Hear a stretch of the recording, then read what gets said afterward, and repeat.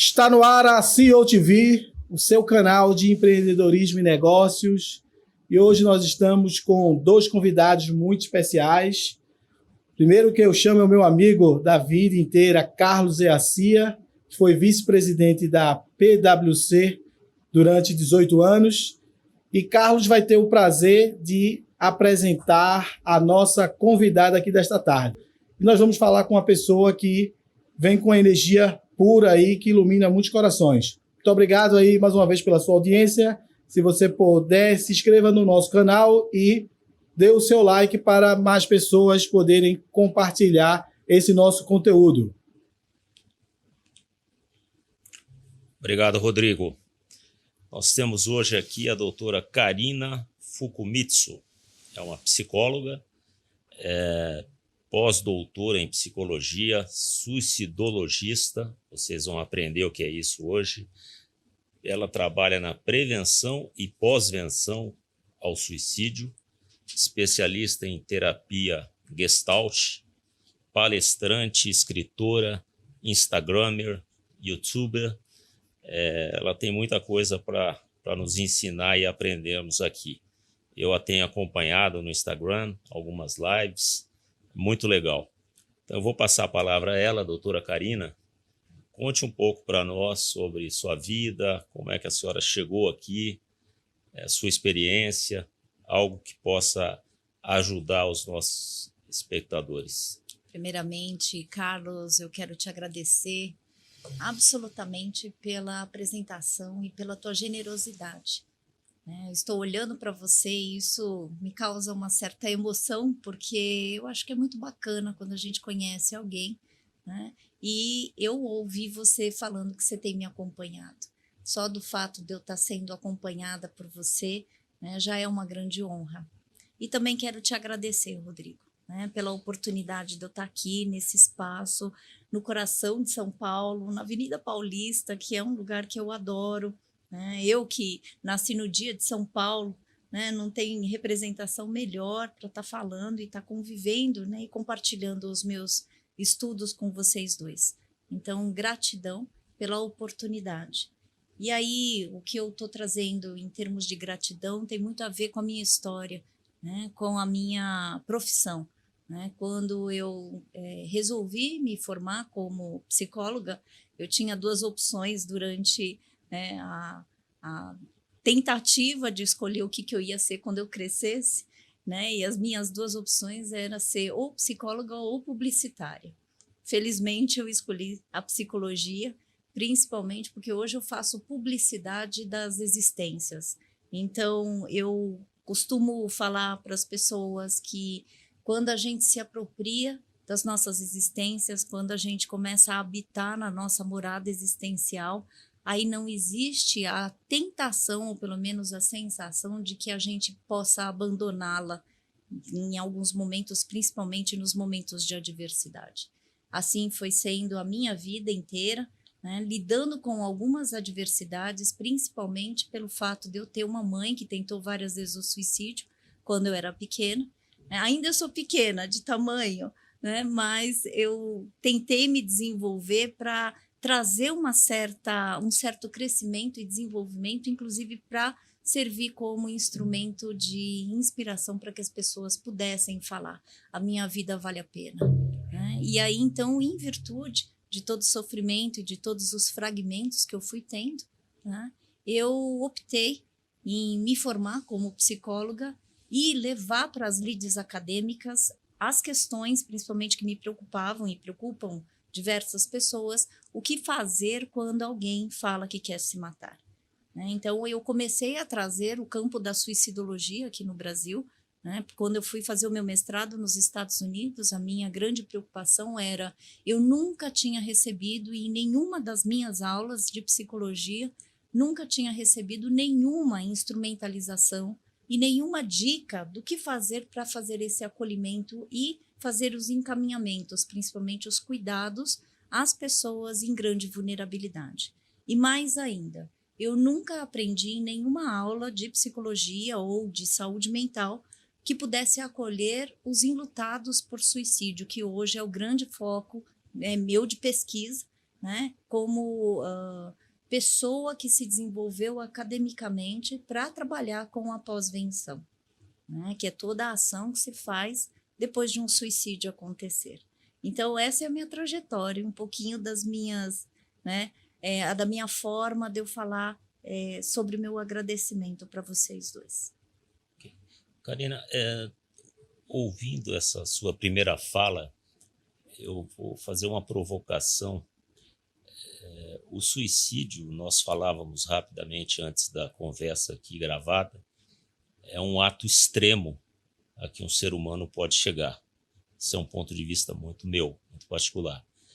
E nós temos também, segundo o meu ponto de vista, sido levados a um estado de ter uma obrigação de ser feliz. Nós, no passado, havia um preconceito com as pessoas que tinham depressão. Hoje se acolhe a pessoa que tem depressão corretamente, mas também todo mundo acha que tem depressão, por exemplo. As pessoas não se permitem ficar tristes. O que eu penso, eu sou um advogado, estou longe da questão clínica, né, profissionalmente. Eu penso que nós ficamos tristes e é natural que fiquemos. Como é que é isso? Como é que as pessoas conseguem lidar com a vida hoje? Enfrentar o luto. O luto existe. E me quer parecer que as pessoas não querem aceitar que ele exista. Como é que é isso? Me explica um pouco para o pessoal. Excelente pergunta. Primeiro porque a gente contextualiza, né, que muitas vezes o suicídio ele não só é causado ou provocado pelos quadros de depressão, tá? Existem outros transtornos mentais e existe aquilo que a gente chama de sofrimento intenso, que eu utilizo uma das frases do Schneidman, que é o teórico que eu mais estudo na suicidologia, e o Edwin Schneidman, ele fala uma frase, ele traz uma frase muito poderosa, né? Que o suicídio é um ato definitivo para um problema temporário. Isso quer dizer que não necessariamente todos os suicídios são causados por quadros de depressão, como você está falando. E aí, então, o que começou a acontecer? Antigamente, era muito mais difícil da gente falar sobre os transtornos mentais, adoecimentos mentais. Por quê? Todo tipo de sofrimento mental, né, ele traz um preconceito, né? Então, o que é um preconceito? É um pré-conceito, um pré-julgamento que se faz principalmente em relação à vulnerabilidade humana. E o que começou a acontecer? Se os transtornos mentais eles sofrem o preconceito, e por isso que muitas vezes a gente deixou de falar, principalmente antigamente, o suicídio, então, é uma demanda e é um assunto que é um tabu, né? Então, o que talvez seja mais fácil, muito entre aspas, né, a sociedade, as pessoas falarem sobre a depressão. O que começou a acontecer uma certa generalização. Logo, se podemos falar sobre depressão, então a gente vai aproximar os quadros de depressão ao suicídio. E aí é isso que você falou, né? Porque assim, todo mundo tem depressão? Não.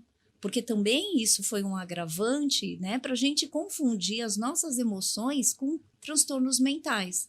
Todos nós, seres humanos, temos emoções, isso é claro, né? Só que lidar com as emoções, principalmente as difíceis, quais são essas emoções? Tristeza, raiva, ódio, desejo de vingança, frustração, amor não correspondido, vergonha, culpa. Cá entre nós, não são emoções gostosinhas da gente lidar e é muito difícil para um ser humano, principalmente nessa cultura da felicidade constante, aceitar esses tipos de sentimentos e de emoções. Veja bem, então a gente começa a construir, né, uma certa área de proteção, inclusive como instinto de sobrevivência, para que não se fale e não se sinta essas emoções que são indesejáveis, que eu chamo de sentimentos inóspitos. Por quê? O ser humano que tem essa ideia de felicidade permanente, que é a utopia, né? ele começa a desenvolver uma crença de que ele não pode sentir tristeza, ele não pode sentir raiva, ele não pode sentir o que ele sente. Agora, quando eu falo para vocês assim, não pensa no vermelho, a primeira coisa que vocês vão pensar é pensar no vermelho. Ora, como é que você vai falar para um ser humano a não sentir o que ele já sente? E isso, quando é achatado, abafado, causa uma espécie de panela de pressão. E vocês sabem que a panela de pressão, quando estoura, você não consegue organizar nada, sim? Aí a gente tem aquilo que eu chamo, quando estoura a panela de pressão, é explosão. E eu tenho uma crença de que quem não explode em adoecimento e em raiva, implode em suicídio. Por isso que eu concordo com você quando você fala que é, né, uma morte extrema, porque sim, essa pessoa ela começa a abafar, inclusive os próprios sentimentos, a achatar a condição existencial que ela tem, de sentir o que ela sente, e aí então vem o ápice daquilo que eu criei como um termo, processo de morrência. O processo de morrência, que não necessariamente tem a ver com os transtornos mentais, mas tem a ver com esse sofrimento intenso, existencial, que essa pessoa foi se definhando existencialmente, foi acreditando que ela não tinha direito de sentir o que ela sente, principalmente a raiva.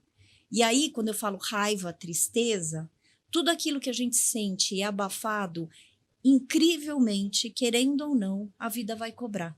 Então, se de repente eu engulo o meu choro, né, eu engulo a minha raiva, quantas e quantas vezes você não deve ter, né, ficado aqui, né, com uma garganta falando assim, nossa, eu engoli um sapo. Você já teve isso, né, Rodrigo?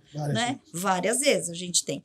Esta agressividade que fica, que a gente chama de mágoa, né, ela vai criando uma bola, né, que aí a gente começa a aprender a direcionar essa energia agressiva contra a gente. Aí a gente pode falar que é o início de um processo autodestrutivo. Logo, se você não aprende, né, a lidar com as tuas emoções, a comunicar as tuas emoções, certamente você vai ficar, né, quietinho, vai criar aquilo que a gente chama de mágoa. Mágoa é má água, água parada, e que isso vai criar uma certa explosão em adoecimentos mentais, ou também pode criar uma implosão que é o suicídio. Então, não sei se eu fui clara, mas assim, tem toda uma linha de pensamento, inclusive para a gente deixar de ser reducionista, né? Porque eu já dei várias entrevistas que saíram, inclusive, como título, nem todo mundo que se mata é deprimido. Né? E para alguns psiquiatras isso foi uma afronta, mas não é que eu estava descaracterizando a relação de suicídios com depressão. Na verdade, porque eu quero chamar a atenção que o suicídio ele precisa ser compreendido como uma morte multifatorial. Né? No luto por suicídio, eu tenho o costume de falar a verdade foi embora com aquele que se matou. Né? Quer dizer, a gente nunca vai saber de fato o que aconteceu naquele momento com aquela pessoa e quais eram as emoções que provavelmente ele foi engolindo e aí provocou essa implosão nele. Agora, quando se fala do suicídio, eu próprio disse que é o ato extremo. Eu imagino que você tem pacientes que não chegam a esse ato extremo, todavia passam a ter uma qualidade de vida terrível. O que eu chamaria isso? É quase que um não viver, né? Como é que se lida com isso? Eu observo pessoas, eu leio a respeito disso às vezes, e há pessoas que estão com a vida tão difícil do ponto de vista psíquico, que ela já desistiu de viver. Ela é uma coisa que não é mais... Ela não tem uma vida psicológica, ela tem uma vida quase que apenas... enfim, eu não sei me explicar aqui do ponto de vista médico, mas é uma não vida quase. É quase que pior do que não viver. Faz sentido isso que eu estou dizendo? Muito, né? E quando você pergunta faz sentido, parece que você está trazendo assim, em alguns momentos das nossas vidas, porque aí não são eles.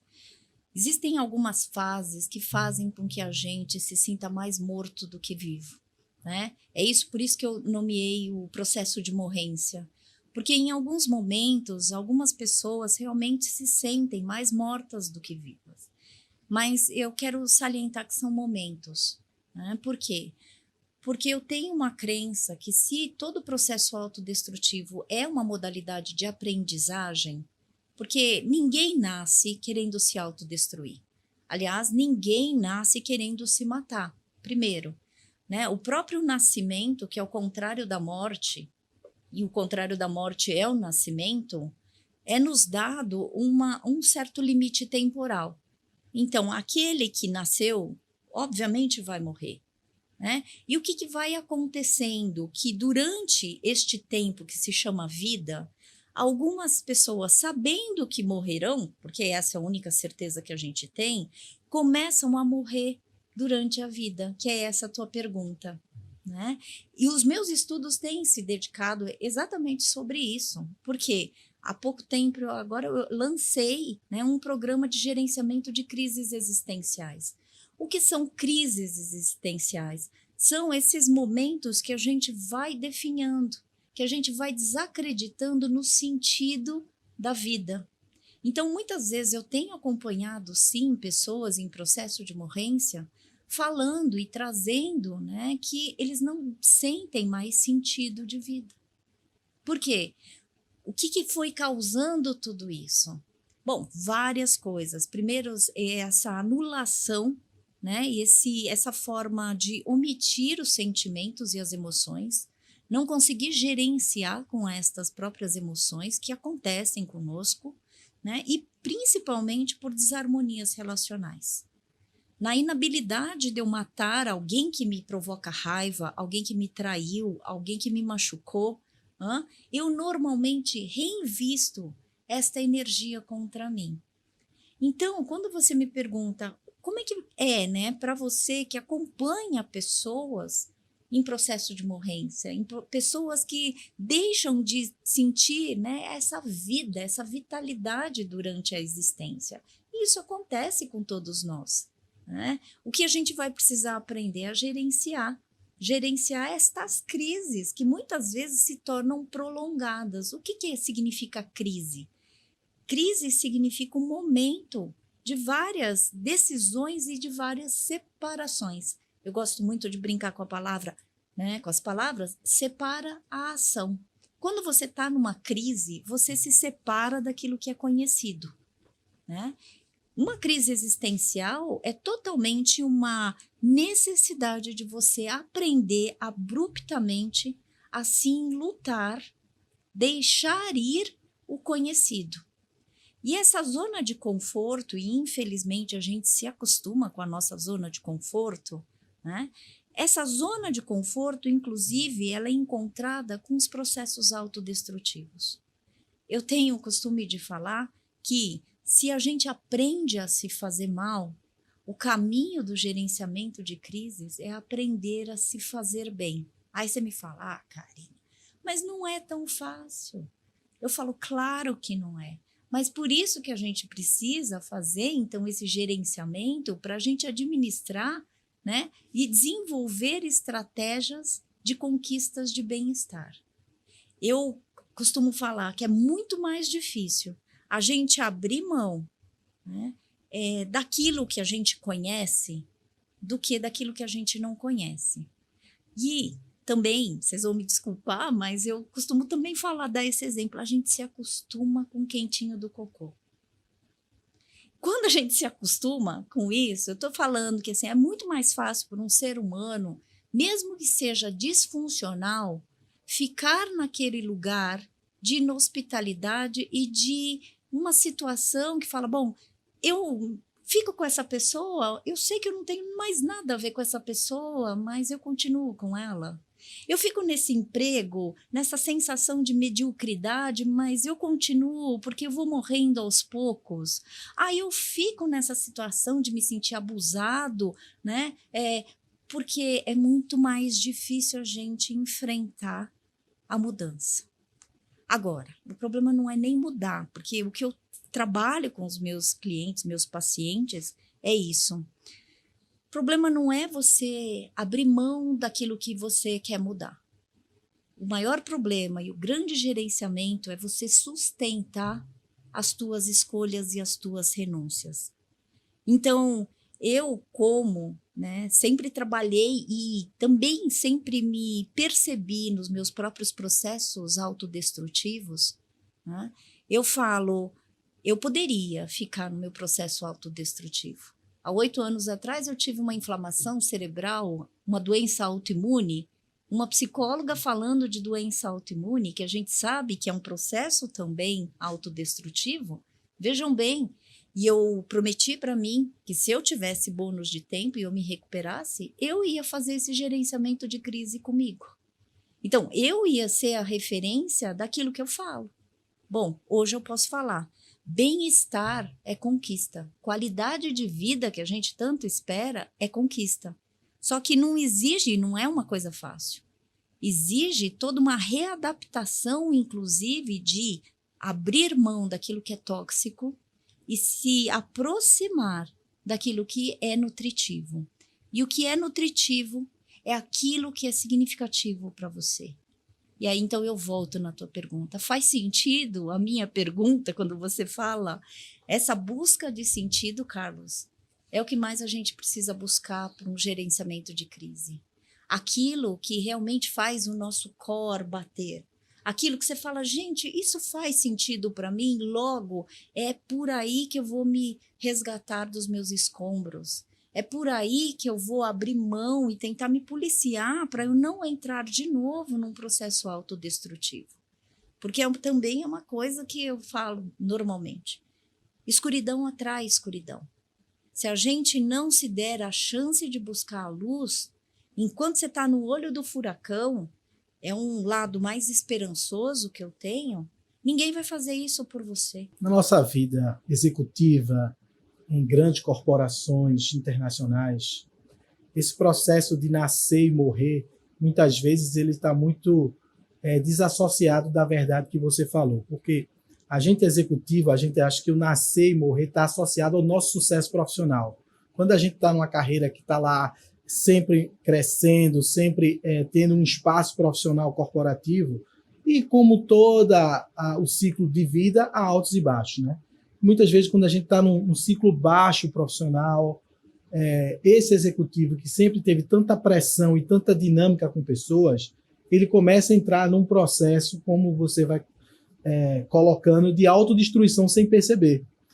E muitas vezes eu conheço, eu inclusive já passei por isso também, você vai chegando, você vai encolhendo a tua alma a um ponto de você dizer assim, cara, será que o que é que está faltando para mim? E me parece que esse é o começo de um processo de você não querer mais estar neste plano existencial, né? Isso é um problema de muitos executivos. Eu queria que você falasse para essa parte da nossa audiência também focados em CEOs, C-Level, e muitas vezes o tratamento, a gente como profissional de corporações, ter uma pessoa como você para nos ajudar, às vezes mostra fraqueza, isso numa instrução errada, né? De mostrar fraqueza, de buscar uma ajuda, de tratamento. Eu queria que você falasse para esse executivo que está nos escutando agora, que passa por essa diminuição de talvez de vida, de momento de carreira ou de aposentadoria, de ressignificação, que como é importante ter um acompanhamento ou ter uma pessoa como você para orientar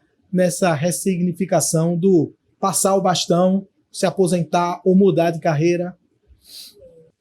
Isso que você está perguntando, assim, é uma questão que eu tenho acompanhado muitos empresários, né?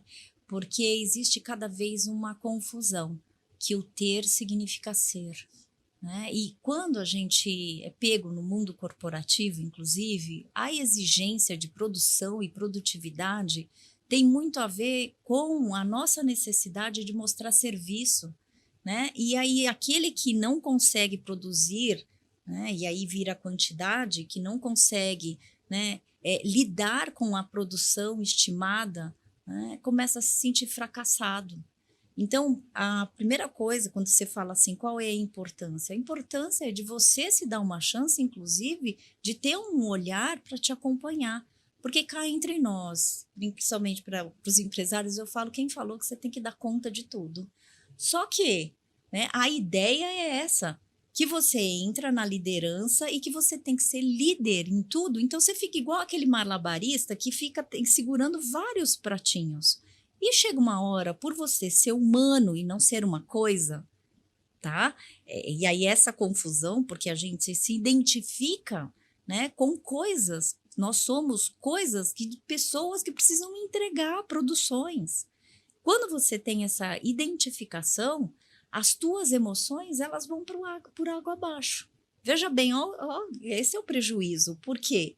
Qual é a importância de você buscar acompanhamento e um outro olhar, inclusive, para que você não se esqueça que você é gente, que você é humano, que você não é uma linha de produção e que quem falou para você que você vai ter que dar conta de tudo. E principalmente quando você se rende a esse pensamento que se você não entregar, você é um fracasso. Lógico que todo aquele pensamento onipotente, ele vai funcionar no oposto também, vai te tornar impotente. Isso quer dizer que você vai lidar com uma gangorra enorme. E se a gente for pensar que uma das características do comportamento suicida é pensamento enrijecido, sem flexibilidade no teu comportamento, sem se você dar um escoamento, por exemplo, né? Tem horas que a pressão é tão grande que até panela de pressão tem um escoamento, porque senão explode. Por que que a gente se faz como, né, e se trata como um objeto que precisa aguentar toda a pressão? Então, é importante, sim, porque um olhar de um psicoterapeuta, de um psiquiatra, de um profissional da saúde, primeiro, vai fazer com que você se lembre que você é humano, que você não é uma coisa.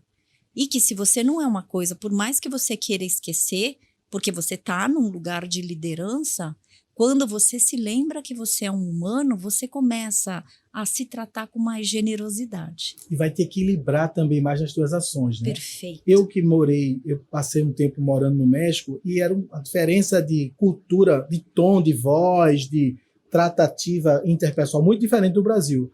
Então, às vezes, o meu humor estava aqui, e não encontrava esse equilíbrio. Uma coisa que você falou, que achei muito interessante, falando aqui numa linguagem popular, de guardar as emoções, isso gera um processo autodestrutivo, né?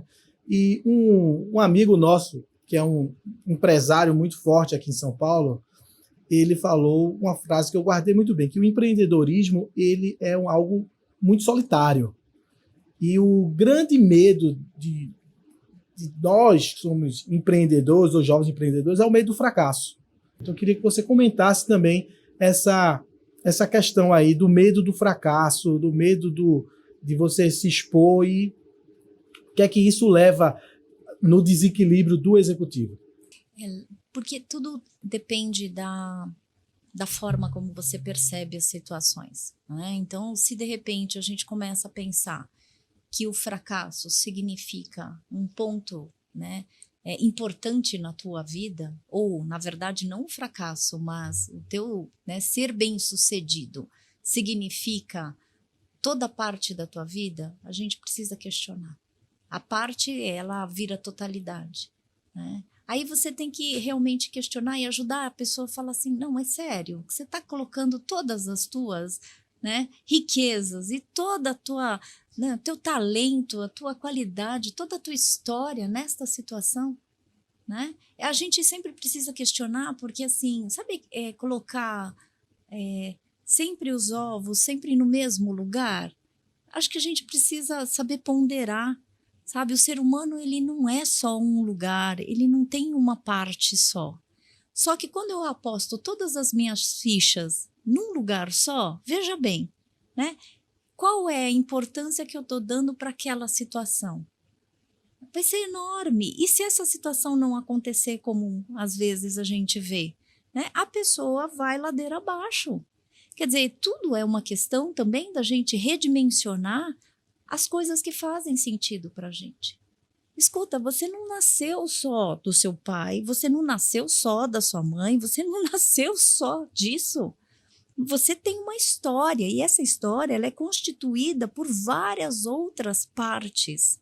E quando eu falo das questões do fracasso, eu convido as pessoas a realmente a ressignificarem as percepções, de falar assim, é sério mesmo que você está pensando que toda a tua vida depende desta situação? Você está deixando de olhar para as outras situações.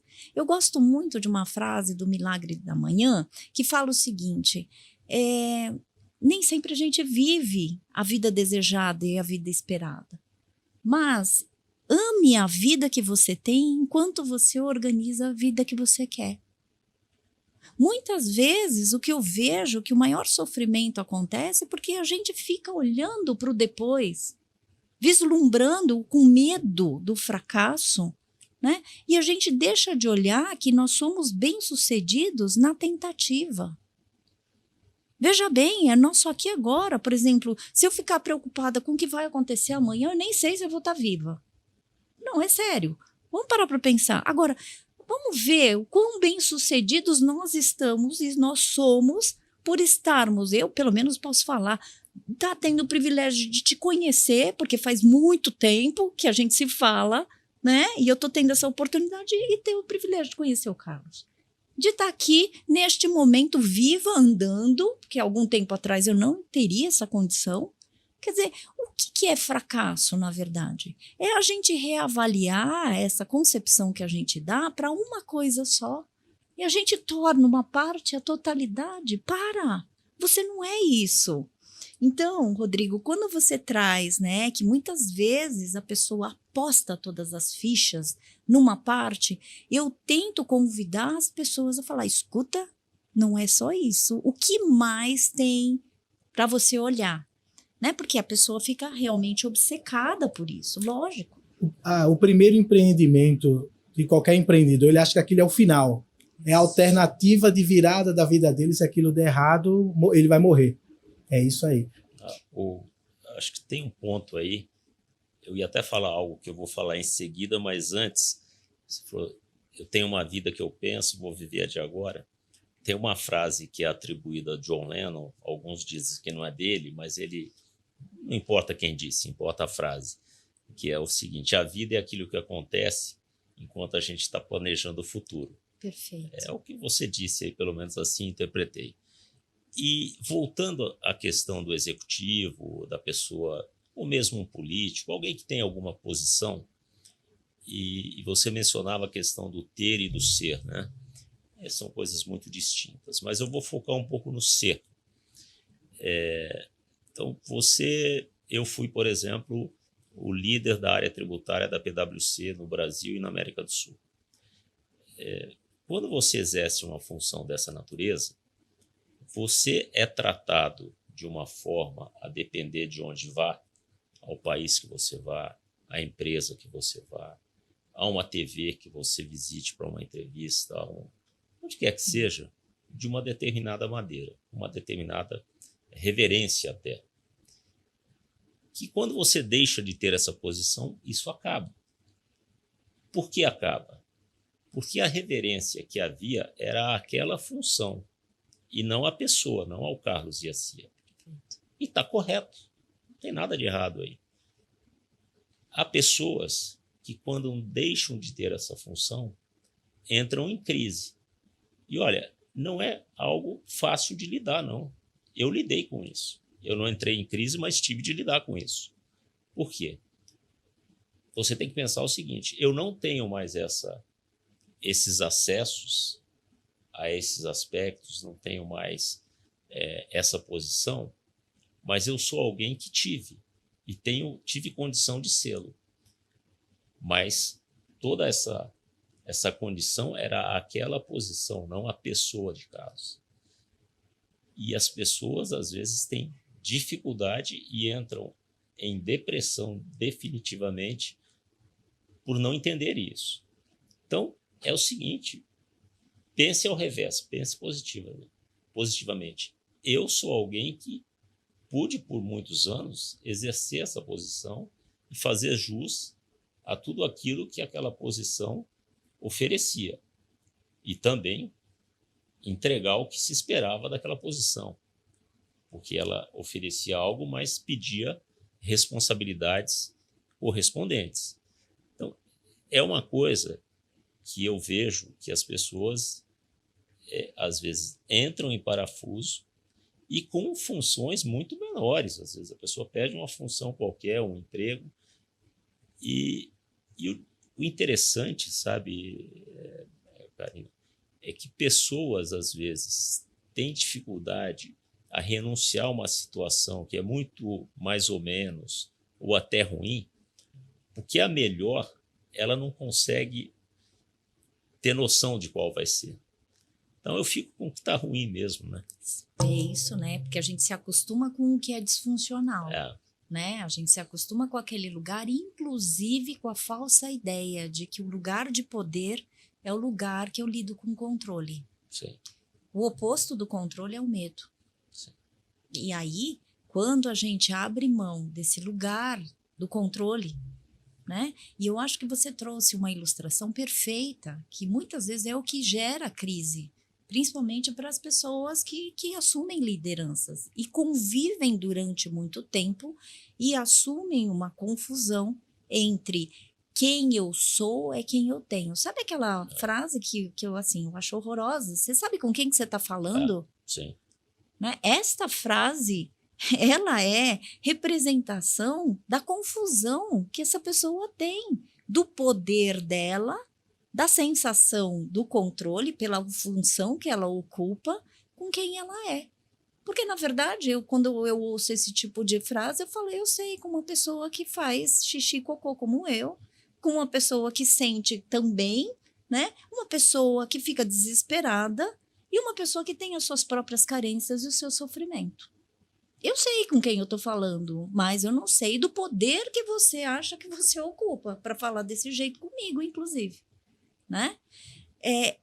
Essa confusão, ela vai acontecendo para todos nós, seres humanos.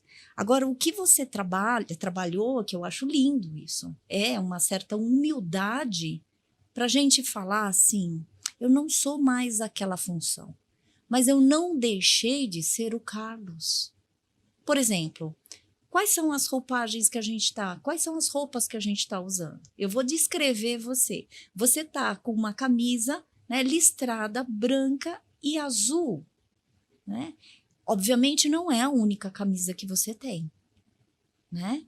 E esta camisa não é somente a única representação que você, né, tem na vida. Mas é como se a gente falasse, então, o Carlos, todas as vezes que eu for encontrar com ele, ele vai estar vestido de camisa azul listrada com branco. Sabe? É como se também as pessoas, né, te olhassem naquele lugar, na camisa que você vestiu, porque a gente não fala, a empresa não é a camisa que a gente veste. Sim. Durante muito tempo, a camisa que você vestiu foi essa. Mas isso não quer dizer que você deixou de ser quando você não veste a camisa. Só que a confusão é essa. É esse apego que a gente tem para aquela única camisa. E eu vou te falar, quem está vestindo a camisa? Branca listrada, com azul. É o Carlos, o estofo. Quem está vestindo é você. Então, a tua importância, e você está se confundindo com a importância da camisa. E você é essa pessoa que veste a camisa e que durante muito tempo vestiu a camisa deste lugar e que, se você vestiu, não foi por favor, foi por competência, foi por capacidade, você conquistou esse lugar, ninguém te deu este lugar. E quando eu trago essa história para as pessoas, inclusive quando elas se aposentam, que o Rodrigo, né, falou, que tem muitas pessoas que se afastam do conhecido. É óbvio que a gente entra em crise quando a gente se afasta do conhecido, porque separa a ação conhecida. Né? E o que a gente vai falando? Vai fazendo com que essa pessoa se aproprie de quem ela é. Escuta, você não é só a função, você é a pessoa que ocupou esta cadeira durante muito tempo. E mesmo que a empresa tenha te mandado embora ou tenha, né, sido desleal com você, tenha te deixado, tenha te traído, você foi a pessoa que ocupou aquele lugar. Isso ninguém tira de você.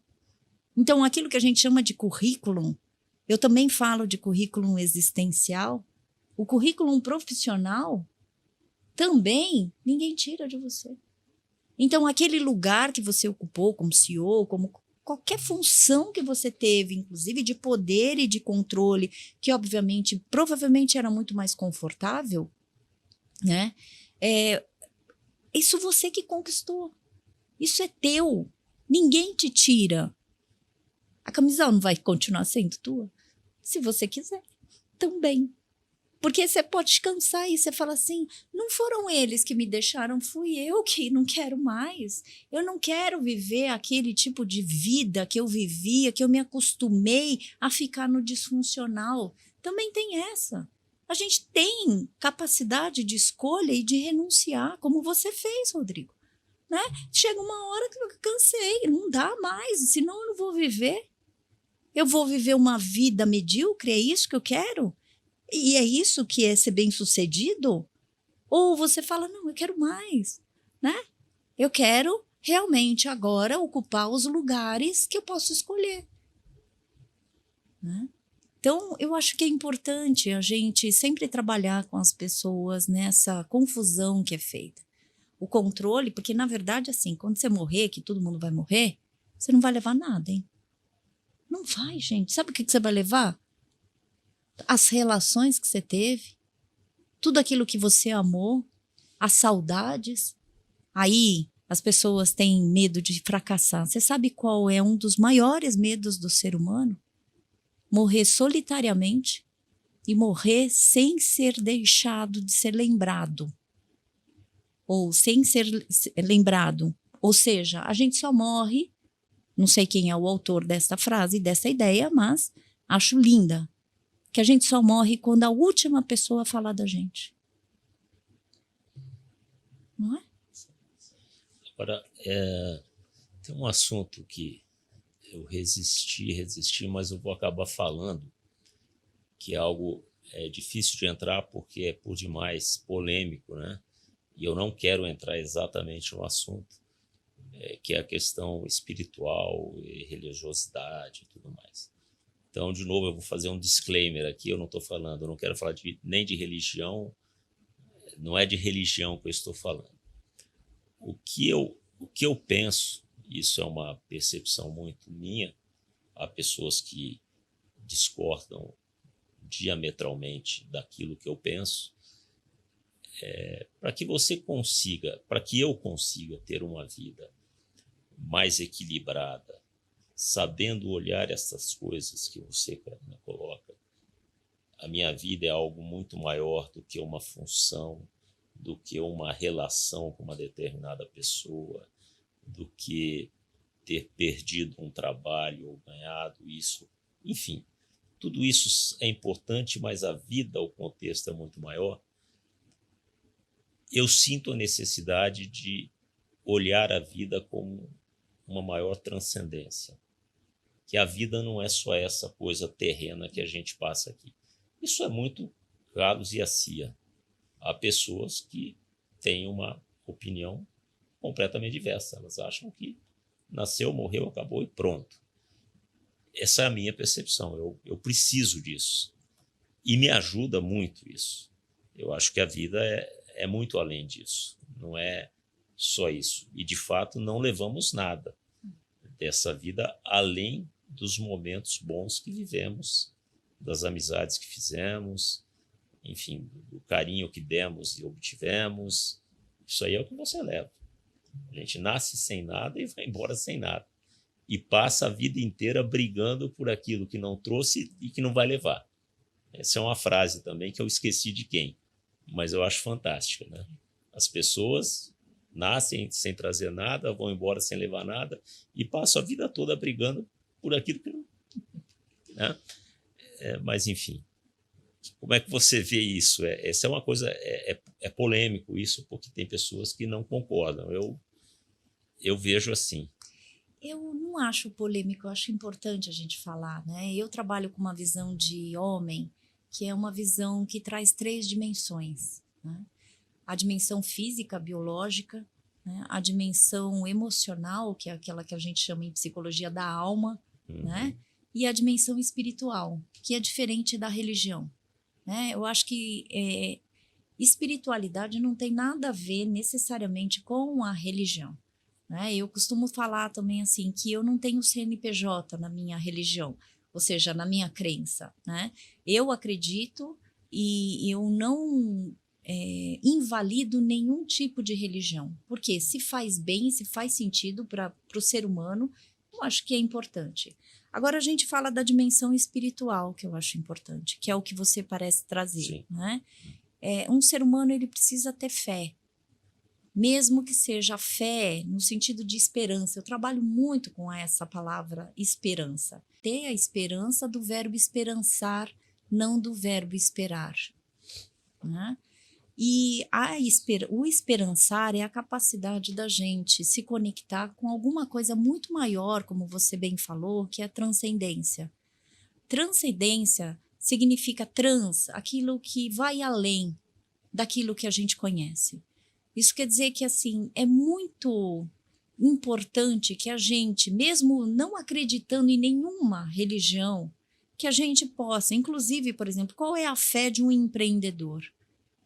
Que o negócio vai andar, não é? Então, assim, não é importante, porque todo ser humano, quando ele deixa de sonhar, ele também deixa de ousar, né? E muitas pessoas que perdem a fé, inclusive quando se decepcionam, quando se frustram, né, são pessoas que falam para mim: eu tenho medo de sonhar. E aí eu conto para eles: você sabe qual que é o oposto do medo, que eu já falei para vocês? O controle. Na verdade, não é o medo de experimentar, de tentar de novo, é porque você quer controlar as coisas. E deixa eu te falar, a vida não é do jeito que você quer. Não vai ser. E chega uma hora que o ser humano vai ter que ser humilde o suficiente para falar assim: olha, as coisas não são do jeito que eu quero. Então não vai ser do jeito que eu quero controlar, mas vai ser do jeito que eu posso. E do jeito que eu posso, é isso. Como é que eu vou resgatar a minha esperança, a minha fé, a minha espiritualidade? Eu preciso ter fé em alguma coisa, em algo, mesmo que seja a possibilidade de sonhar de novo. Porque essa possibilidade vai me empoderar, inclusive para eu tentar ousar. Quando eu falo tentar ousar, significa entender que eu não vou ter o controle das coisas, mas eu vou poder fazer aquilo que é possível. E quando você se dedica e você assume a tua camisa, falando, não é a camisa dos outros não, falando assim, não, eu vou fazer, eu vou dar o meu melhor. Eu vou fazer aquilo que é possível. Eu gosto muito de outra frase. A gente está cheio de frases que a gente não sabe quem é o autor, mas é porque a gente não quer fazer plágio, né? Porque a autoria ela precisa ser reconhecida, né? E aí, então, eu falo de uma frase que quem dá mais do que pode já está dando o que não pode. Quando um ser humano aprende a ser humilde, né? Aí ele resgata a sua própria espiritualidade. A humildade de falar: eu vou fazer o meu melhor naquilo que é possível. Eu vou fazer e eu vou me dedicar para que a coisa dê certo. Isso é uma grande ousadia, né? Então, eu realmente assim, gosto dessa ideia, que a gente precisa ter, né, uma fé. E aí, então, volto também a uma das aprendizagens que eu tive num dos livros que eu organizei, Vida, Morte e Luto, Atualidades Brasileiras. No capítulo da minha amiga Gláucia Tavares, ela fala de uma palavra que significa trauma. Trauma deriva da palavra ferida, tá? Se você brinca com a palavra ferida e tira o R do meio, fica fé-ida. Inverte, ida da fé. Essa aprendizagem para mim foi ótima, porque toda vez que você tem um trauma, portanto, entra em crise, você, óbvio, vai se entristecer. E aí a primeira coisa que vai embora vai ser a tua fé. fé em você, inclusive. Então, aí a gente faz aquele trabalho de ressignificação, né, de percepções, de acolhimento para o seu problema, porque lembrando da frase do Schneidman, o suicídio é um ato definitivo para um problema temporário. Logo, o que nós precisamos fazer para lidar com suicídios não é fazer trabalho somente para diminuir, evitar suicídios, porque a gente não vai conseguir fazer. O meu trabalho como suicidologista é ajudar as pessoas a lidarem com os próprios problemas, que não acreditam e não têm fé, que são temporários. O que a gente vai precisar ajudar essa pessoa? Escuta, ser gente, ser humano, né? Ressignifica o que você considera como fracasso, resgata a tua fé em você e na tua potencialidade, porque você não vai levar nada daqui, né? Então, talvez você precisa redimensionar o que você vai querer brigar, porque a gente tem que saber escolher quais são as batalhas que a gente quer. Não é verdade? Quer dizer, isso é conquista do bem-estar. Peraí, se isso me faz mal e é uma situação que está virando tóxica, eu preciso logo, como um ser humano inteligente, você também, você precisa falar, isso está sendo tóxico para mim, não serve mais. E aí, então, logo eu vou procurar aquilo que é nutritivo, aquilo que me dá acalanto, aquilo que realmente me provoca uma serenidade que eu preciso. Aí você para e fala assim, peraí, né? O que é bom para mim? O que é significativo? E é isso que é o resgate da fé, sabe? Eu acho muito bacana.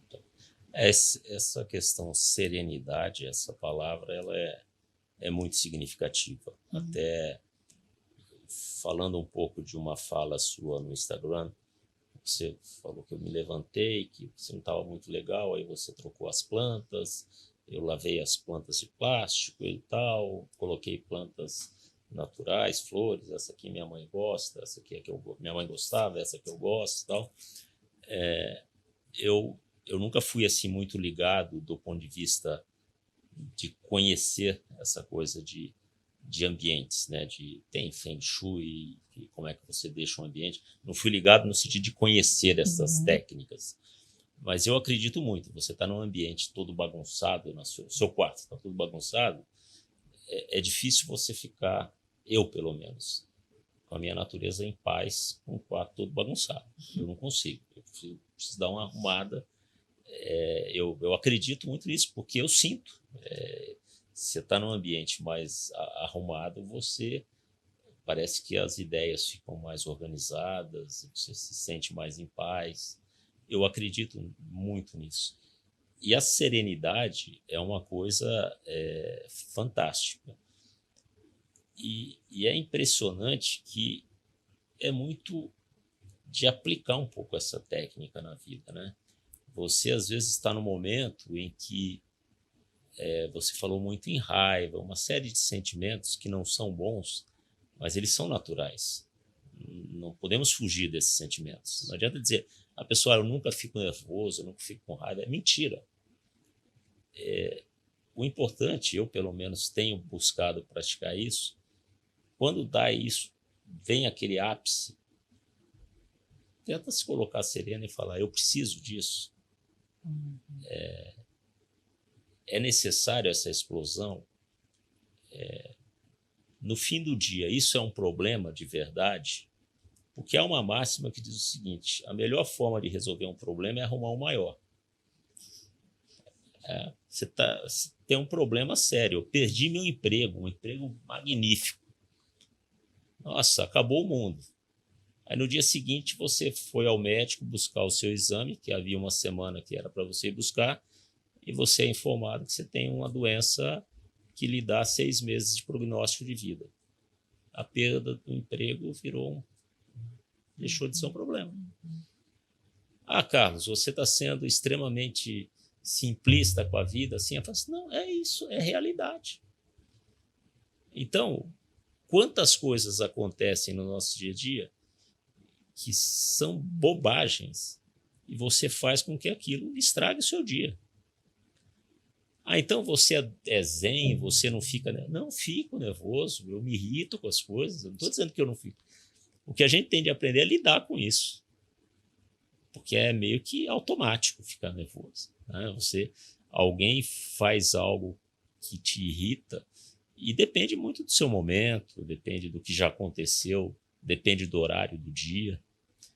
E a pena é que a gente leva tempo para aprender isso, né? Com 20 anos a gente não sabe muito dessas coisas. Com 62 você já aprendeu mais, né? Eu acho que tem uma sabedoria aí, né, de maturidade. Primeiro que assim, também não sei de quem é a frase, mas eu gosto muito dessa ideia. A maturidade acontece quando a gente sabe lidar com a situação, mesmo que a gente não consiga mudar, né? Quando a gente aceita a situação, né, sabe aquela ideia, aceita que dói menos, né? A gente fala, bom, essa situação eu não consigo mudar, mas eu consigo mudar o meu estado, né? E a minha ação e reação. O ser humano é ação e reação. Quando a gente lida com emoções, principalmente as difíceis, a raiva, por exemplo, talvez existem algumas estratégias aí que a gente pode colocar em prática.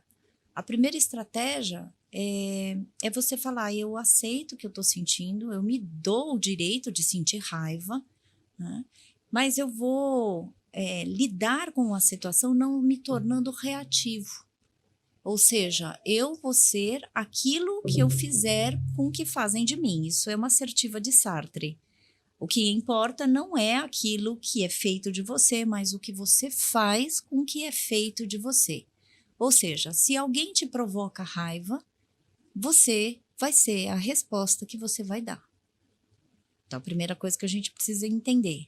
A segunda é quando a gente fala de gerenciamento e lidar com as nossas emoções, é entender que as nossas emoções são estados, né? Não são territórios nem paradeiros. Isso quer dizer que o grande problema, quando a gente se identifica com a emoção, a gente reage rapidamente. E normalmente as reações são impulsivas para expelir a raiva, para expelir a tristeza, para eliminar. E aí a gente começa a entender a impulsividade, que é uma outra característica do comportamento suicida. Os atos impulsivos, a gente pode falar que todo ato suicida é um ato impulsivo, né? Porque a pessoa quer se libertar daquilo que a gente chama de desespero, desamparo e desesperança. Se a gente pensar em termos da raiva e, querendo ou não, a autodestruição, ela é tomada pela raiva. Então, é a forma como a gente administra as nossas emoções e a gente conhece. Outra coisa é você pensar que um ser humano só dá aquilo que ele tem. E aí, então, quero que você pense em alguém que te machucou e alguém que você tem muita raiva e que você tem o direito de sentir a raiva. Sim, você em algumas vezes se calou, engoliu, criou mágoa, né? Mas você pode falar. O ser humano é aquilo que ele tem.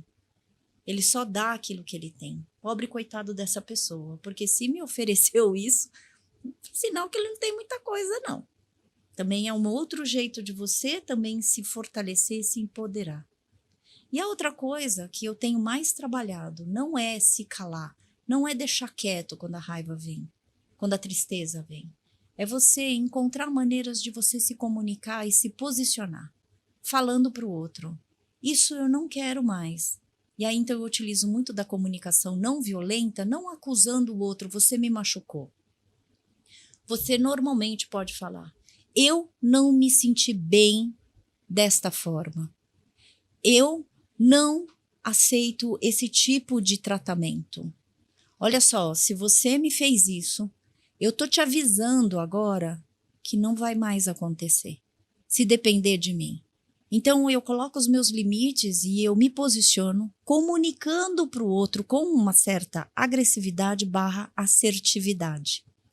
Isso é potente, porque se o suicídio, eu entendo, inclusive todo o processo autodestrutivo é ato de comunicação de dores sentidas e não consentidas, quando eu me posiciono falando de uma forma assertiva e isso exige uma certa agressividade, eu uso toda aquela raiva que eu senti em relação ao que o outro me fez para falar, não mais, não mais. Então deixa eu te contar, eu até posso pagar essa conta, mas eu quero que você saiba que eu não vou pagar mais, entendeu? Pelo menos assim, eu me sinto muito machucada e eu quero que você saiba disso. Agora, eu vou falar amém para todas as coisas? Não. Eu vou falar, estou machucada, estou ferido, eu agora desconfio desta situação e eu te conto, inclusive, que isso vai pegar no meu calcanhar de Aquiles, entendeu? Então, eu já estou te avisando. Acho isso muito forte. Porque você não precisa sair brigando com todo mundo. Mas eu falo que a busca da elegância, né?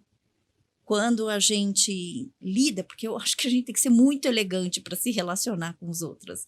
E você não vai chutar, né, o pau da barraca falando, é porque eu quero, né, daquele jeito que todo mundo fala, você precisa aprender a ser político. Ser político, né, ou pelo menos lidar com essa sensação de você ter uma comunicação elegante, Carlos, necessita realmente a gente gerenciar a nossa raiva e utilizá-la a nosso favor, porque é pulsão de vida.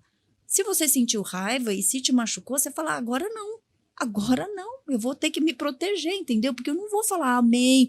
Sabe aquela história assim, né, que muitas pessoas falam, inclusive, perdoa, esquece. Como é que você vai esquecer alguma coisa que te fez mal? Não, você vai falar, eu não vou esquecer. Sabe como é que eu vou me ajudar, inclusive, a não esquecer para que isso não aconteça mais comigo? É falando, é me posicionando, não brigando, né? E eu acho que os conflitos acontecem porque muita gente quer impulsivamente se comunicar, se posicionar e mostrar que está ferido. Não é assim, né? Não é assim, me deram um tapa na cara, eu vou dar outra face e eu vou dar outro tapa na cara. Não, eu vou falar assim, eu não quero estar nesse lugar, entendeu? Você me deu um tapa, agora eu não vou, lógico. Eu tenho que me colocar numa situação em que eu preciso aprender a me defender, né? Esse ponto é importante, esse posicionamento. Eu penso essa questão de ser assertivo. Geralmente, a pessoa que deixa se bater, haverá um momento que ela reage. E aí é explosivo, e ela perde a razão. Então, é uma reação em cima de 10 injustiças que seja exagerada, acaba meio que ocultando aqueles 10 atos injustos, porque a reação foi exagerada. Então, você não pode deixar ir acumulando isso. Você tem que, não precisa ser a cada momento, mas você precisa posicionar-se. Porque exatamente, porque senão a pessoa que acolhe, porque todo mundo tem um limite. Verdade. Se não, vai acontecer algo que a pessoa vai acolher, até que chega um momento, não é nem o caso talvez do suicídio, é da implosão. O sujeito infarta, tem um AVC, tem alguma coisa. Explode em doença. Em doença. Então, sem querer ser conclusivo, mas é difícil, não é fácil não. Mas é boa, é bom viver. E quem falou que ia ser fácil, né? Ninguém veio, a gente não nasceu já com, né, a primeira coisa que falaram assim, vai ser fácil. Quem falou? É só a gente que cria essa. É distopia, né? Porque não é nem utopia, é distopia. Sim. Quando eu falo, gente, só no mundo da fantasia que alguém falou pra gente que é fácil. Tanto é que eu falo assim, se você nasceu, gente, já tá no teu kit existencial o sofrimento. Né? Agora, assim, eu não quero sofrer. Uma das coisas que eu mais falo, assim, a gente fala assim, eu quero uma vida constante. Qual que é o batimento constante do teu coração? Como é que é o teu coração? Então, isso é milagroso, porque esse tutu, assim, é você entender, tem altos e baixos, tem hora que fica, né? Fica um batuque, não fica? Sim. Essa é a vida. Né? Porque a gente fala, eu não quero sofrer, eu não quero lidar com as dificuldades. Que mundo que você tá? Né? Eu, às vezes, eu brinco, falo, próxima vez, se tiver, a próxima vez eu vou nascer um negócio, então, uma coisa, vou nascer um cachorro, não é? Mas, se for me dada essa condição existencial, vamos viver, vamos fazer a coisa acontecer e vamos responder da única forma que a gente consegue, de um jeito para que você possa, inclusive, construir e desenvolver um respeito.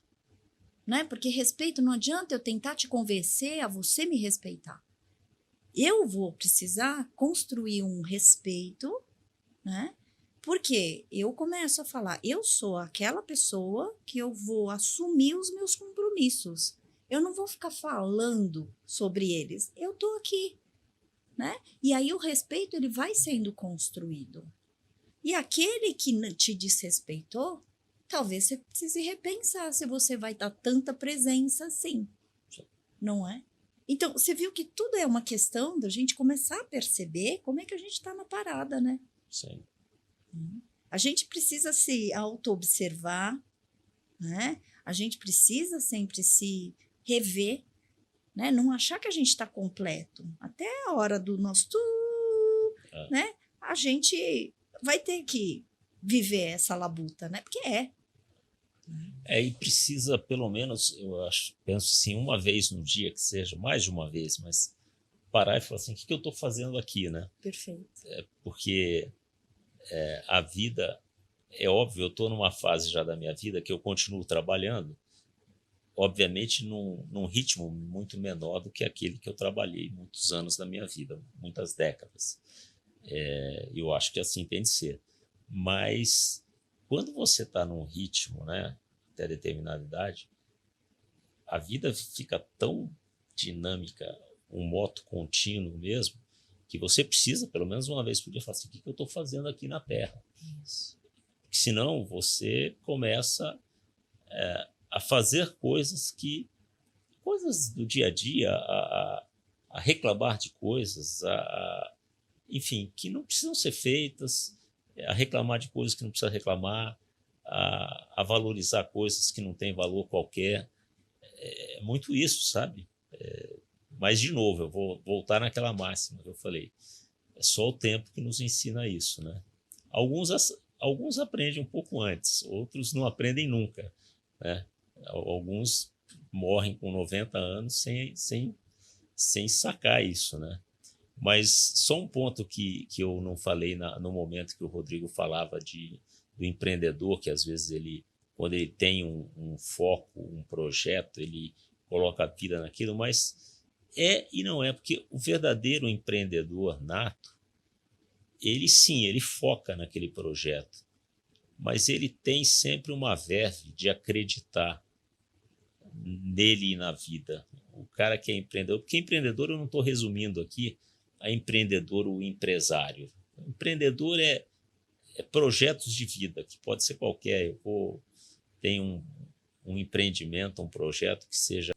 E talvez, se você me permitir acrescentar, o verdadeiro empreendedor é aquele que já inclui o espaço do fracasso. Sim. Do saber perder. Perfeito, né? perfeito. Porque assim, nem sempre aqueles atletas sabem melhor do que eu, né? Nem sempre a gente entra em qualquer situação para ganhar. Um bom atleta precisa saber, ou pelo menos um bom empreendedor precisa já ter esse espaço do fracasso ou da perda. Porque aí não vai ser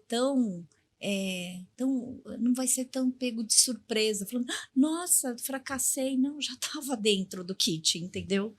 Né? Acho que não há dúvida aqui entre nós três, e acho que dúvida qualquer sobre o sucesso do Michael Jordan, né? Do basquete. E tem um post dele, acho que no Instagram, uma dessas redes sociais, que todo mundo que lembra dele lembra só de sucesso. Aí ele lista lá os insucessos dele, né? Quantos arremessos ele errou, quantos arremessos que era a última bola do jogo ele errou, tudo que ele errou. Mas a gente lembra de tudo que ele acertou. Então, faz parte do empreendedorismo dele, né? Todos aqueles erros lá. Chegar agora na reta final da nossa conversa, tem uma parada que eu queria perguntar a muitas pessoas, mas não tinha a quem. Agora eu creio que eu tenho a quem.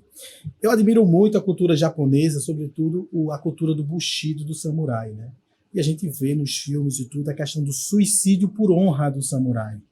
E isso é uma coisa muito complexa aqui para a gente do Ocidente, né? Entender que o samurai, quando ele estava naquele momento de ser pego com alguma coisa ou com alguma desonra, ele, em vez do inimigo assim dar cabo à vida dele, ele mesmo fazia um ritual e cometia o suicídio por honra. E isso era como se fosse perdoado os seus delitos e ele era, digamos que, honrado na sua comunidade. Eu queria ouvir um pouco essa questão aí da cultura japonesa, dessa questão do samurai, do suicídio por honra. Eu acho bacana que você está trazendo, porque também todo suicídio ele precisa ser visto na sua própria cultura, né? Na cultura japonesa, que tem os números grandes de suicídios também, né, a gente vê muito essa questão da honra. Para a cultura japonesa isso é muito forte, né? O desempenho, a produção e o se sentir fracassado tem muito a ver com a questão de quanto que você pode honrar a sua história, honrar as suas ações, ser digno, né? Não fracassar nesta situação. Então, quando a gente vê o suicídio, e o Durkheim, tá? Ele tem um livro que ele fala sobre os suicídios voltados para as culturas, né? Você não vai falar, né, que o homem-bomba, né, ele está incorreto. Segundo a perspectiva dele, da cultura dele, ele está correto. Segundo a perspectiva, né, japonesa, o harakiri é um ato que ele não somente é visto como um autoextermínio, um suicídio, mas como um processo de honrar a situação. Honrar e deixar a situação mais digna. Então, a gente não pode descolar disso. Agora, eu atendo várias pessoas, né, japonesas, descendentes, e isso também é muito trazido fortemente ainda hoje, aqui no Brasil, por exemplo, de pessoas descendentes de japoneses que honram a sua própria forma de se colocar no mundo, e aí então começam a acreditar que o suicídio também é prova de honra. Então veja bem, hoje em dia, por mais que a gente atualize, a gente tem uma cultura muito severa, inclusive muito exigente, em ser muito correta, né? Culturalmente, e aí nem sempre a gente sabe que no Japão os comportamentos são corretos, mas que cultura que é correta? Então, assim, a gente precisa olhar o suicídio realmente como multifatorial e sempre olhar na perspectiva cultural que ele acontece, né? Eu estou falando uma expressão, né, do que eu vejo hoje como neta de japoneses, mas eu estudei muitos suicídios japoneses, inclusive para conseguir entender as perspectivas das pessoas japonesas que falam para mim, eu quero me matar como um ponto de honra, porque historicamente isso já foi aprovado, isso já foi visto, já foi aceito, inclusive.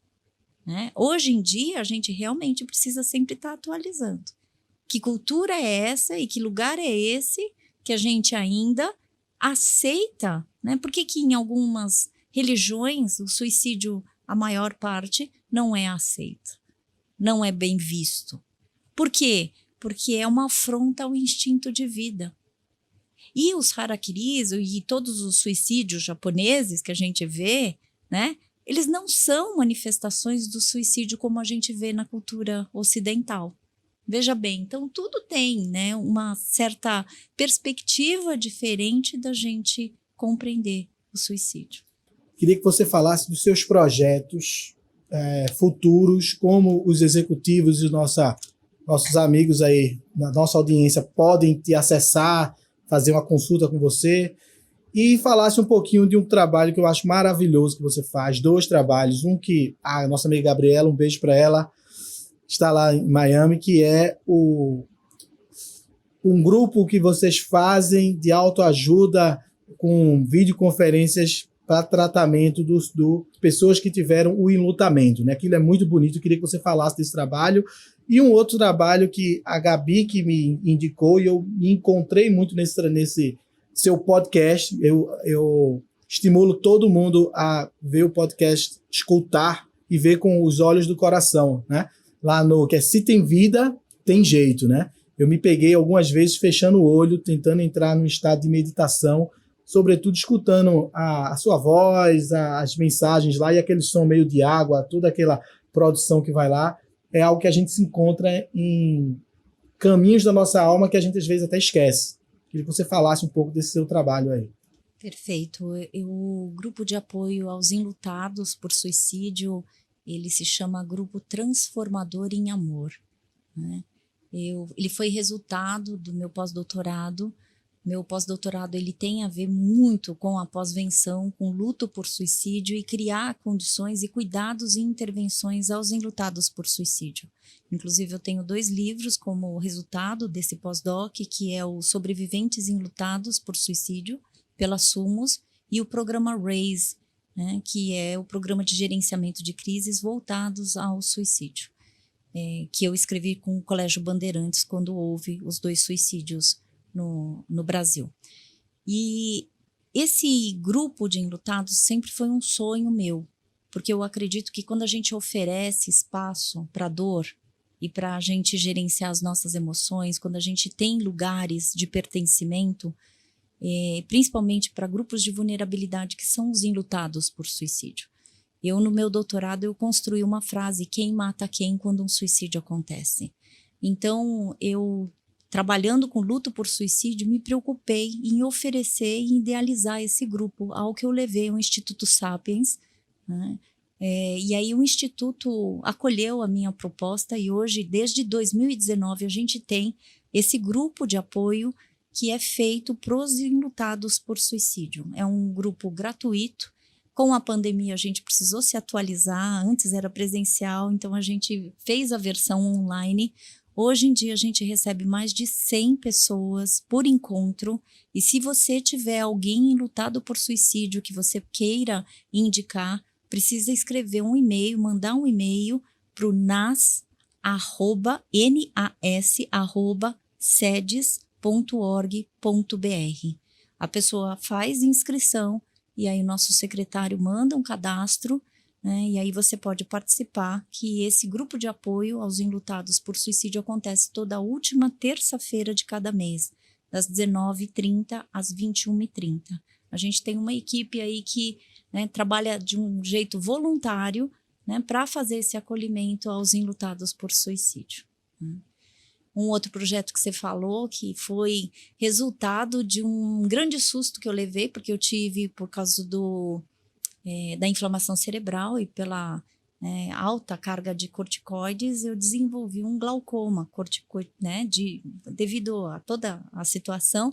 E quando eu descobri o glaucoma, como eu escrevo, adoro escrever, né, e eu tenho vários livros, eu fiquei com muito receio de não poder mais escrever, porque eu não ia enxergar aquilo que eu ia escrever.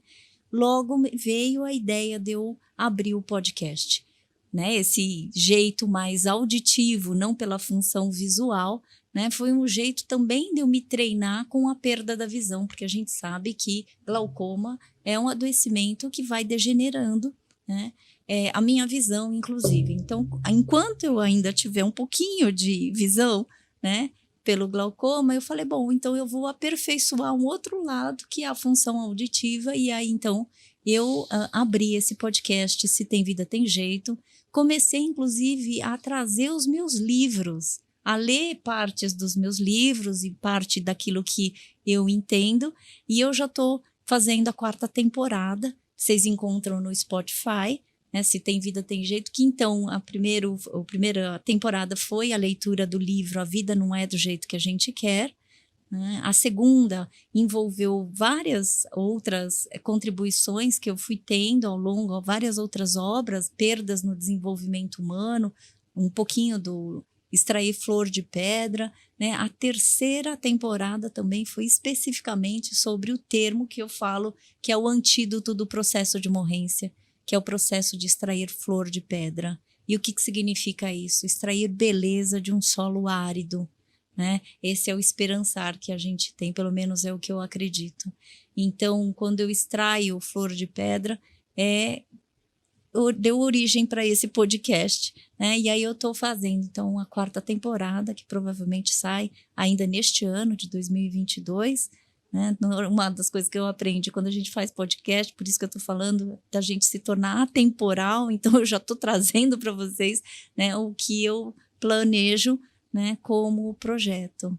E o outro projeto que que são os meus 2 cursos pela plataforma Hotmart, né, que é Introdução à Suicidologia, né, que você encontra, um curso, e agora esse programa de gerenciamento de crises existenciais que eu acabei de lançar também, agora que são 7 módulos, então você pode me acompanhar também online. Isso daí dá um outro podcast, esse gerenciamento de crises pessoais.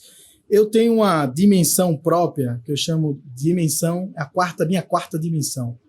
É onde eu vou lá e tenho as melhores ideias. Eu fui lá e conversei com o pessoal que estava lá, mais evoluído que a gente, e eles trouxeram aqui 4 perguntas para você, para a gente fechar aqui o nosso podcast, tá? A primeira pergunta era se Karina pudesse entrar numa máquina do tempo, ela pudesse voltar no tempo e encontrar Karina mais jovem. Que Karina, com que idade você iria falar com a Karina mais jovem e o que você iria dizer para essa Karina mais jovem? Essa é uma pergunta muito inteligente. Eu falaria para Karina, aproveita o seu tempo a seu favor. O que eu poderia perguntar para Karina? Como é que você demorou tanto para descobrir o que significa qualidade de vida? Você que trabalha com saúde mental, por que você não coloca em prática tudo aquilo que você estudou? Falaria para ela, Karina, a inteligência a gente vai fazendo aos poucos nas nossas ações. Poderia falar para ela, fica com quem você gosta, faz aquilo que te dá sabor, que te apetece a tua vida. Deixa de se preocupar com coisas que você não precisa. Escolha as batalhas e continua, não tem nada de errado com o teu caminho. Só que a gente não consegue voltar. Eu consigo falar hoje, porque eu ganhei maturidade, senioridade, né? E a capacidade de falar. Tudo também tem o seu tempo. Eu tenho uma frase que eu falo, a vida é a arte que leva tempo. Então eu falaria para Karina, não se arrependa de tudo que você fez, porque tudo que você fez, Karininha, mais nova, está fazendo com que hoje, Karina, com 51 anos, seja quem é. Então eu só te agradeço, minha querida. Porque aí a gente para de ter arrependimentos da vida e dá conselhos para momentos que a gente não tinha maturidade, né? Então eu fui, voltei e já me trouxe de novo falando. Se você tivesse a mesma experiência do rei Salomão, eu chamo de Salomão Experience, que chegou Deus para ele, fez, Salomão, me pedes qualquer coisa que eu te darei. A força superior, ou Deus, ou algo que você acredite, chegasse para você e pudesse materializar qualquer desejo seu, o que é que você pediria? Lucidez para que eu possa discriminar quem são as pessoas importantes para mim, para que eu possa valorizar aquele que precisa ser valorizado. Hoje a única coisa que eu peço é isso na minha vida. Lucidez para que eu possa realmente ser justa com as pessoas, né, que me querem bem. E quem me fizer mal, para que eu tenha lucidez o suficiente de eu conseguir me afastar de um jeito elegante, sem precisar brigar. Né? A outra pergunta é, existe alguma dúvida que ainda persiste no seu coração até hoje, não respondida ou que nunca vai se responder? Eu tenho procurado responder as minhas dúvidas, então por isso que assim, não tô falando que eu não tenha dúvida, mas cada vez mais eu tenho me comprometido a responder as minhas dúvidas, sabe, Rodrigo? Então assim, eu posso falar assim, que está em processo ainda de responder algumas coisas, né? Algumas coisas assim, por que às vezes eu me coloco em situações indesejáveis? Aí eu falo, porque eu preciso aprender a dar novas respostas. Talvez seja isso. E a última pergunta se você pudesse, não, você pode hoje, através dessa plataforma, vai ficar aí gravado para sempre, uma mensagem para a humanidade daqui a 100 anos, no futuro. O que é que você mandaria essa mensagem lá para o pessoal do futuro que vai estar nos assistindo aí, daqui a 100 anos vai ver esse podcast, e qual é a mensagem que você manda para eles lá? Eu acho que é uma mensagem muito atual, que pode ser e se torna temporal. Se valoriza. Porque se você não vai se valorizar agora, ninguém vai fazer por você. Isso quer dizer, se ama, se descobre e se entenda como uma pessoa que tem a sua própria missão, seu próprio sentido de vida. Você não está aqui na vida à toa. Então, independente de ser 100 anos ou agora, né, não deixa para depois para você ser quem você é. Então está aí, agora eu vou passar para as considerações finais aqui do Carlos e em seguida as considerações finais da Karina, para a gente encerrar aqui esse nosso papo, porque tinha papo aqui para a gente ficar até mais algumas horas aqui conversando, né? Acho que é difícil fazer considerações finais depois de tudo que Karina falou, mas eu acho que agradecer esse momento, essa hora e pouco aqui que passamos, que foi tão rápido, né? Falamos só de coisas boas, acho que isso é importante também. Falamos de coisas não tão boas, mas de uma forma positiva, isso que é importante. E só um detalhe para concluir, quando da pergunta de voltar ao passado e falar comigo e tal, eu vou voltar aqui a algo que Karina falou há meia hora atrás. É interessante essa coisa de pensar eu voltar quando eu tinha 20 anos, mas sabe que não é bom, porque se eu volto quando eu tinha 20, tem que me restituir a esperança que eu tinha também. Porque se eu não tiver esperança, de nada vale a vida. E ela falou em esperança, que é o maior valor que a gente tem. Então, é isso. Obrigado, Karina. Obrigado, Rodrigo. A palavra está com ela para encerrar agora. Nossa, e aí assim, veio uma emoção e eu fiquei até arrepiada, Carlos, porque quando a gente fala de esperança, né, da gente retomar, né, que muitas vezes a gente tem que voltar, inclusive, à vida passada daquilo que a gente também, com a mesma carga de esperança, né? Eu acho isso lindo, porque a nossa esperança nunca vai ser a mesma, né? E a nossa noção de realidade também nunca vai ser a mesma. Agora, a nossa noção do que a gente está vivendo aqui agora, essa é a que é eterna enquanto dure, né? Então, eu quero agradecer, porque, assim, esses momentos eu não tenho nem dimensão de quanto tempo que a gente ficou, mas foi um momento muito prazeroso, assim, muito significativo, sabe? Eu acho que a gente realmente falou de coisas profundas, a gente falou de coisas tristes, a gente falou de coisas alegres, porque é assim que é a vida, né?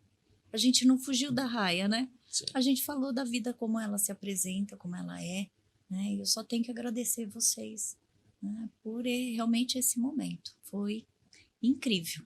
Incrível, me senti muito bem recebida, muito dentro de casa, embora eu nunca tivesse vindo para cá, né? Me senti muito à vontade. Então, Rodrigo, Carlos, obrigada por esse momento, né? E que vocês que estão nos ouvindo, vocês que estão nos acompanhando, possam realmente desfrutar, né, um pouquinho dessa boa energia que a gente quer levar até vocês. Amém, foi maravilhoso aí. E eu encerro com uma palavra do apóstolo Paulo, que diz que a fé é a certeza das coisas que não se vê e a confirmação das coisas que se esperam. Que isso, no final, ele está falando de esperança, né? São o apóstolo Paulo que falou isso, eu acho muito bonito isso aí. É um resumo que a esperança tem a ver com a fé, né? Então, está encerrado, infelizmente, esse papo muito gostoso aqui com a nossa amiga Karina. Aqui a gente agrega amigos e nós estimulamos você aí a se inscrever no canal, dar o seu like e compartilhar esse vídeo com pessoas no Instagram, no Facebook, no YouTube. Sigam Karina no Instagram, que ela tem um conteúdo sensacional.